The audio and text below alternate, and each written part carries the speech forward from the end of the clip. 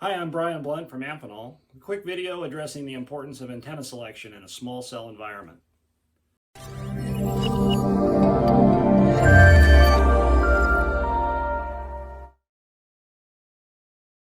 Network usage is increasing at an exponential rate due to customers' seemingly endless need for social media, video, live streaming, and other data-hungry applications. And we know that wireless operators need to implement more capacity. One way to address the issue is the deployment of small cells. Small cell nodes help manage increased capacity loads on the macro tower or hotspots by offloading activity from the tower to the cell closest to the end user. With a relatively small coverage area, small cell solutions also help with managing latency and interference within the network. Carriers select small cell sites that will optimize the network and minimize these issues. Now, after the site selection process has been completed, it's important to select an antenna that will maximize RF performance objectives for each individual location. In urban environments, that's typically a small cell antenna. Small cells are low radiation center installations. They utilize a base transmission station, or BTS, usually between 2 and 5 watts. The antenna is usually mounted on a pole that's about 20 to 30 feet in height. The coverage area of a small cell is typically between 100 meters and a kilometer. And based on the small cell characteristics, the following mechanical and electrical antenna parameters are normally considered for small cell antenna selection. First, we look at physical size and dimensions. The antennas need to be compliant with all federal, state, and local specifications.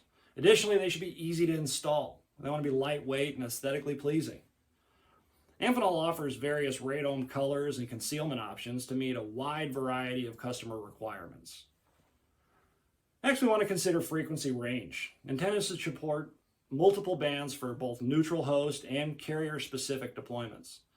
Amphenol's broad frequency range selection covers low band, mid band, CBRS band, including the C band, LAA. Next, we come to the horizontal and vertical beam width. Now, beam widths should be considered based on the target coverage areas. Amphenol offers horizontal beam widths of 360 degrees, 180 degrees, and 65 degrees primarily. A vertical beam width is a function of gain. Higher gain produces tighter vertical beam widths, and lower gain produces broader vertical beam widths. And speaking of antenna gain, it's also an important factor. Gain describes how much power is transmitted in the direction of peak radiation to that of an isotropic source. The gain of an antenna varies depending on the antenna type. An antenna with higher gain increases the footprint of the antenna, thus increasing the number of users that the small cell would need to serve. Next, we come to passive intermodulation, also known as PIM. PIM becomes an issue in a small cell multi-carrier deployment. Therefore, a high-quality antenna with a low intermodulation product performance should be specified and used. Amphenol small cell antenna solutions are all low PIM rated and will help carriers achieve their system PIM targets.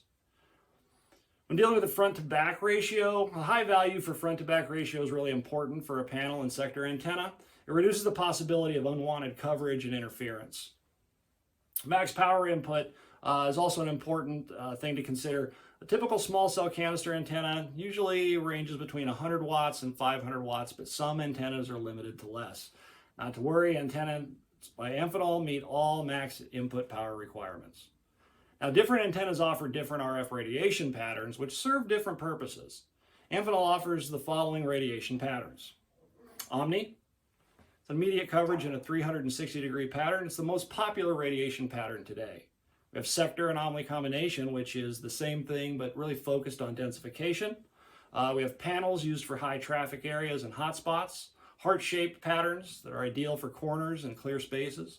Peanut patterns up and down the highway and streets, excellent. And then sectors, we see more and more use of these as capacity needs to increase. Selecting proper antenna for the site location is going to result in increased data rates, lower latency, expanded coverage, and improved mobile device battery life. Most importantly, it's going to result in happy paying customers. Thanks for checking out this video. We'll talk more about radiation patterns and densification in the next video installment. Appreciate your time.